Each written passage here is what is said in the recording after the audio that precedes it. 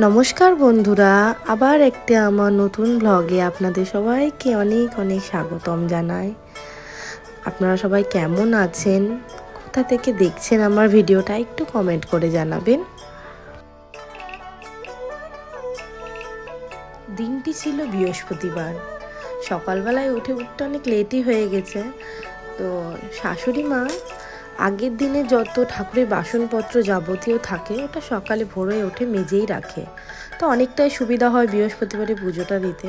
তারপরে বাসি কাজটা ছেড়ে তা করতে করতে দেখছি ছেলেও উঠে পড়েছে। তো ভাবলাম যে ছেলে যখন উঠেই পড়েছে তখন যাই একটু সেন্টার স্কুলে ওকে দিয়েই আসি। যার তো সময়ও হয় না, ও ঘুম থেকে লেট করে ওঠে প্লাস লেট করে ঘুমায়, ওই জন্য ওকে দিয়ে আসা হয় না স্কুলে।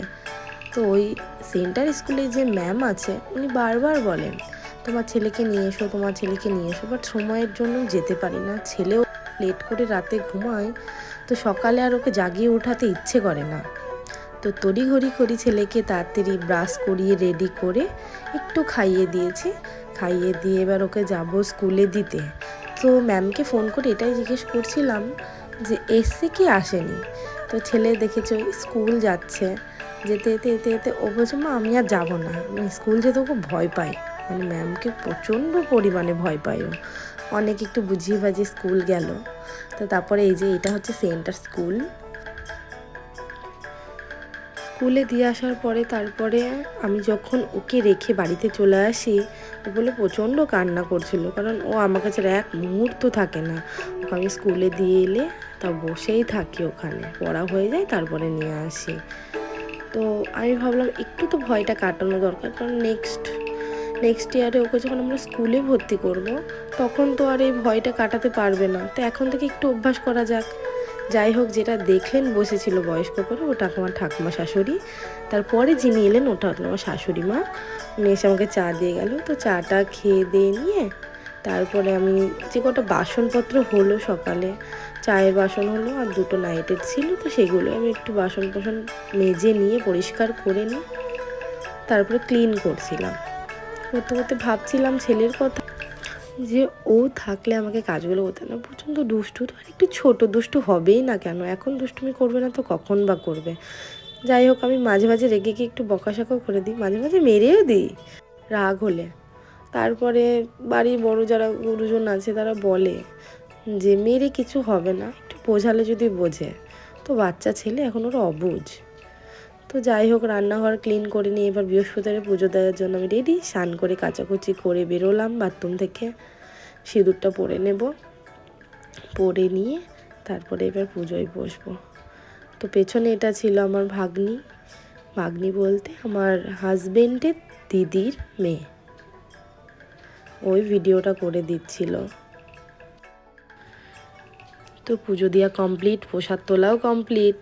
তো আজ হচ্ছে সরস্বতী পুজোর দ্বিতীয়তম দিন, 3 তারিখ।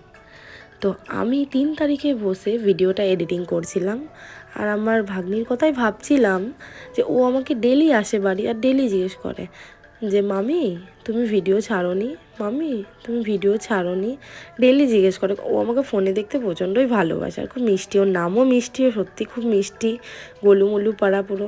আর এই যে আমার বেবিটা শুধু মা মা মা মা করে মাথা পাগল করে দেয় সব সময়। দুপুরবেলায় হয়েছে, সকালে স্কুলে গিয়েছিল, যাওয়ার পরে এসে খাওয়া দাওয়া করেও না ঘুমিয়ে পড়েছিল, প্রচণ্ড ক্লান্ত। সেই দিন ও ভোর 4টের সময় উঠে পড়েছিল। তো সেই কারণেই আমি ভাবছি এত সকালে উঠে গেলো ঠিক ও ঘুমিয়ে যাবে, সব কিছু এদিক ওদিক হওয়া যায়, কিন্তু খাওয়ার ঘুমটার একটু যদি টাইম টেবিল না হয় ও খুব সারা দিন বিরক্ত ফিল করে, রেগে যায় প্রচণ্ড পরিমাণে। তো সেই কারণে চেষ্টা করি যেন ওর খাওয়াটার ঘুমটা যেন ঠিক টাইমে করানো হয়। আর তো নয় কিছুদিন, তারপরে তো 3 বছর হয়ে গেলে তো পড়াশোনার চাপটা এবার মাথায় আসবে, ততদিন একটু ফ্রি মাইন্ডে থাক নাই হোক। তারপরে বিকেল হলো, কাজ কমপ্লিট করে ওকে ঘুম থেকে উঠালাম। ওঠানোর পরে খাইয়ে দাইয়ে নিয়ে তারপরে ঘরের যেগুলো টুকিটাকি কাজ থাকে সেগুলো তো তোমরা সবাই করো, সেই রকমই কাজ আমিও একটু সেরে নিলাম। তারপরে আবার সন্ধ্যা দেওয়ার পালি আসে।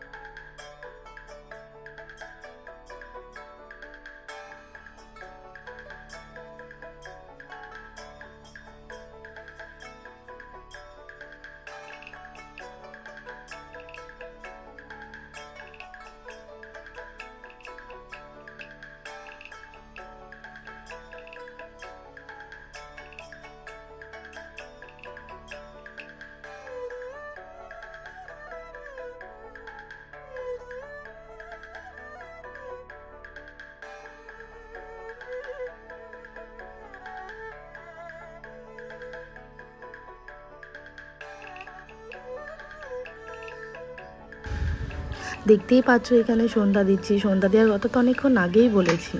তো সন্ধ্যাটা দেওয়া হয়ে গেল, তারপরে জামা ছেড়ে এবার ছেলের খাবার, এখানে মুড়ি পেস্ট করছি, এই যে খাওয়াচ্ছি, খাওয়ানো কমপ্লিট। তারপরে ও বলছে মা আমি একা একা মুখ ধুই, আমি ধোও, খেয়ে দিয়ে মুখ ধুয়ে নিই, এবার ওকে চুল বেঁধে তারপরে পড়তে বসাবো। পরিষ্কার করে নিলাম ওকে, যে পড়তে বসে পড়েছে। ও একটু খেলার চলে পড়তে বেশি ভালোবাসে।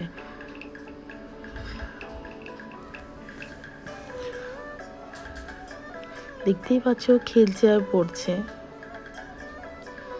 কিন্তু যতক্ষণ না ওর পাপা বাড়িতে আসে, যে ওর পাপা চলে এলো তখন আর পড়ে না, অনেকটা জোর করে পড়াতে হয়। তারপরে এই যে দুষ্টুমি করছে, র্যাবিট কথাকার ও সবনি পড়তে বসে এরকম করে জ্বালায়, একটু করে না জ্বালালেও পড়তে ভালো লাগে, কিছু একটা হাতে চায়, না হলে পড়ে না।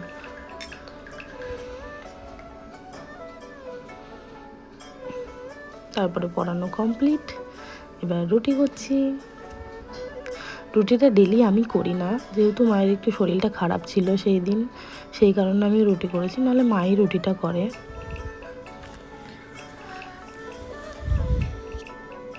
রুটি হয়ে যাওয়ার পরে এবার যেটা মেন কথা, যে আমার বরের একটা দিন ডিম না হলে চলে না, ডেলিকার ডেলি 12 মাস 365 দিন ও ডিম খায়।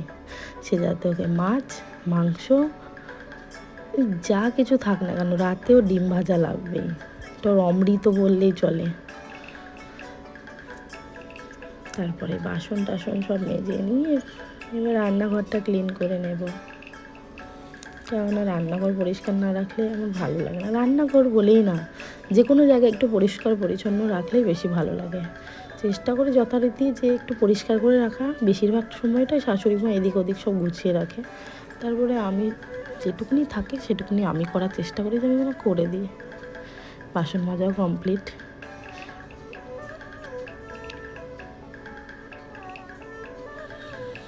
হ্যাঁ, আমি আর শাশুড়িমা দুজন হয়, রান্না করার পরে যখনই রান্না করি না কেন গ্যাসটা একটু ক্লিন করে নেওয়ার চেষ্টা করি, তাহলে গ্যাস পরিষ্কার থাকলে একটু ভালো লাগে আর কি। নেক্সট বার রান্না করতে হয়তো কোনো রান্না থাকতো, আমাদের যতবারই রান্না হয় না ততবারই গ্যাসটা ক্লিন করা হয়।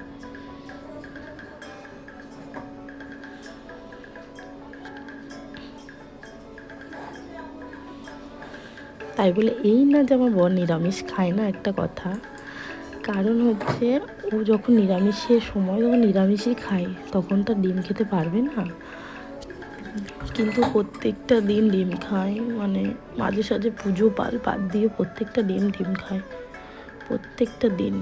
আর এটা হচ্ছে আমার ছেলের খাওয়ার বলে, আমার ছেলে এখনও পর্যন্ত গোটা খাবার ঠিক করে খেতে পারে না, ওকে একটুখানি গলিয়ে প্রেসারে সিটি দিয়ে একটু বেশি করে তারপরে সেটা গ্লাসে চাপ দিয়ে একটু গলিয়ে নিয়ে তারপর ওকে সেটা খাওয়াই। খাবারটা ঠান্ডা হতে দিয়েছি আমি, সেই জন্য বলছি সেইভাবে একটু রান্নাঘরে বাসনগুলো যেগুলো মাজলাম সেগুলো একটু বাসনের র্যাকে তুলে দিই, পরিষ্কার হয়ে থাক। পরিষ্কার থাকলে কার না ভালো লাগে। যাই হোক, আমার কাজ শেষ, এবার ছেলেকে খাওয়াবো, খাইয়ে দাইয়ে ঘুম পাড়াবো পরিষ্কার করে একটু। Tata, bye bye. সকলকে অনেক অনেক ধন্যবাদ আমার ভিডিওটা পুরোপুরি দেখার জন্য। এরপরের ব্লগ নিয়ে খুব তাড়াতাড়ি আসছি। ধন্যবাদ সবাইকে।